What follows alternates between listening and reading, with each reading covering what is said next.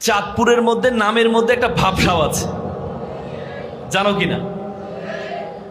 চাঁদ, চাঁদকে বলা হয় সিম্বল অফ বিউটি, সৌন্দর্যের প্রতীক। এবং সৌন্দর্যের প্রতীক বলেই চাঁদকে জেন্ডার, আমরা যে ইংরেজি জেন্ডার পড়ি সেখানে ম্যাসকুলিন জেন্ডার বলে না, ফেমিনিন জেন্ডার বলে। আর সূর্য হচ্ছে ম্যাসকুলিন জেন্ডার, আর চাঁদ হচ্ছে ফেমিনিন জেন্ডার, মানে নারীবাচক শব্দ। একটু সৌন্দর্য ভাবসাব আছে, যাদের মন একটু নরম নরম, নাকি? হ্যাঁ, তো সুতরাং তোমরা চাঁদপুর শুধুমাত্র যে নরম নরম না, সৌন্দর্য না, তারা সবসময় সত্য এবং সৌন্দর্যের পক্ষে থাকে। কি বলো?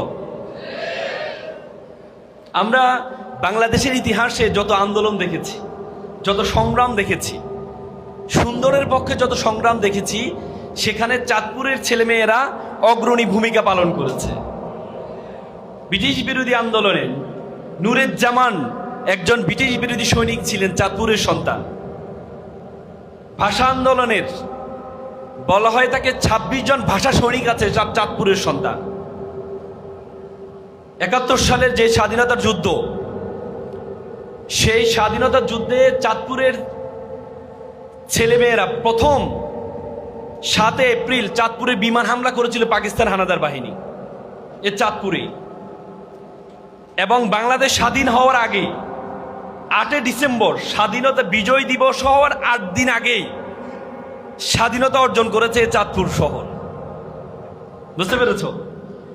সুতরাং এবং এবারে জুলাই আন্দোলন যেটি হয়েছে, জুলাই যে বিপ্লব হয়েছে, সে বিপ্লবে ৩১ জন জীবন দিয়েছে চাঁদপুরের সন্তান।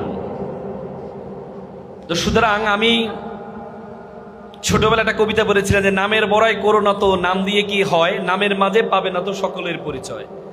আজকে তোমাদের চাঁদপুরে এসে বলতে ইচ্ছে করছে যে নামের বড়াই করো তোমরা, নাম দিয়ে সব হয়, নামের মাঝে পাবে চাঁদপুরের পরিচয়।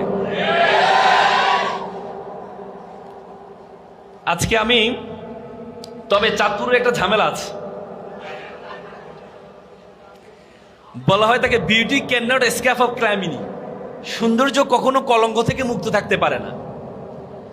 প্রত্যেকটা সৌন্দর্যের মধ্যে কিছু কলঙ্ক আছে, গোলাপ ফুলে কাঁটা আছে, নাকি?